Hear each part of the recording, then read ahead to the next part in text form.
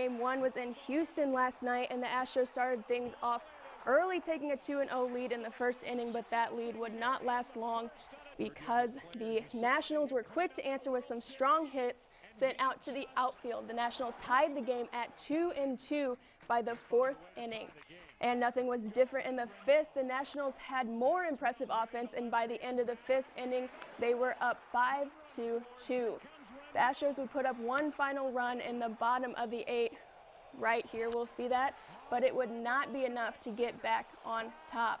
The Nationals would take Game 1, winning 5-4, and Game 2 is tonight at 7.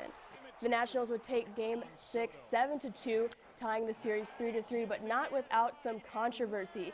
On this play right here, the Nationals shortstop Trey Turner was called out for interference at first place. The argument was he should have been safe since he was running in the baseline. Others say he could have easily gone around. Either way, this is not the first time the umpires have gotten hate during the series, and some fans are glad it's almost over because they're that tired of these umps. In this series, the visiting team has won the first 6 games, and based on those odds, the Nationals could come out on top. We start with Ravens up 17-13 and see a fumble from the Patriots. It would be picked up by Marlon Humphrey and ran all the way back for a 70-yard touchdown. Pretty confident about that one as Humphrey waltzes right into the end zone. Lamar Jackson ripped apart one of the NFL's best defensive teams right now. He accounted for 3 touchdowns himself and assisted in a dominant running game. With plenty of time to come back, but only for Brady to throw this right into the Ravens' hands. Brady and wide receiver Mohamed Sanu must have had a miscommunication on that one. Didn't really look like he ran the right route. On practically the final play of the game, Jackson was thrusted into the end zone, being pulled in by Orlando Brown, getting their final touchdown of the game. The Ravens would give the Patriots their first loss, beating them 37-20. See Mitch Trubisky step back and throw it, but only for it to be intercepted by the Rams. The Bears' offense was not on it yesterday, but have they been on it all season? The Rams scored here and would be up 10-0 as we go into the third. We'll see Trubisky trying again. He's looking, and he finds him for the end zone, but would it be a touchdown? The little review here, and you bet he is in. The Bears are finally on the board. Fourth quarter is almost over, but the Rams needed one more touchdown to secure the win, and they would take it 17-7.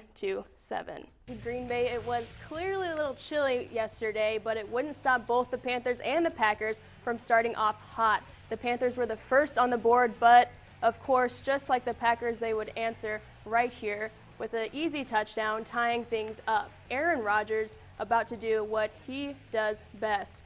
He'll step back here and throw it all the way down the field and caught easily for that one.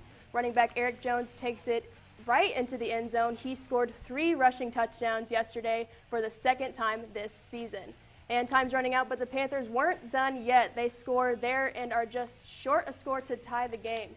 The Panthers got the ball with just seconds left right here. We'll see if they can get this one in, but they say no, it is not a touchdown. What a heartbreaker in the final seconds. The Packers would end up taking this one 24-16. Ravens hosted the 49ers, and things started off quick with Garoppolo going deep, and it is caught and taken in for an early touchdown. But it would be unlike the Ravens to leave it unanswered. Lamar Jackson gets the ball to the end zone on this one. And jumping ahead to the third, Niners are down by 3, and the Ravens have the ball. And of course, off goes Jackson. He can usually make a play, but not right here. It is ripped away, and the Niners would score off this to tie things up. There would be 3 seconds left in the game. The Ravens would set up a 49-yard field goal, and it is good. The Ravens would steal this one 20-17. And the NBA season is well underway, and who else is everyone talking about than King James himself? Last night when the Lakers took on the OKC Thunder, LeBron James completed his triple-double collection. He finished the game with 25 points, 11 rebounds, and 10 assists in the 112-107 win against the Thunder. LeBron became the very first player in the league history to complete triple-doubles against all 30 teams in the NBA. And heading into the fourth quarter, Chicago was down by just a bucket, but not for long after rookie Kobe White was on fire behind the three-point line. And we'll see here he goes again. White became a man on a mission in the fourth, draining 7 threes, and we see North Carolina head coach Roy Williams was there to support White, who is a former Tar Heel. Fans are saying Coach Williams should come to games more often because he just might be a good luck charm. White's 7 threes made a franchise record and secured the Bulls' win against the Knicks, taking them 120-102. Easy to say who might have been MVP of last night's game.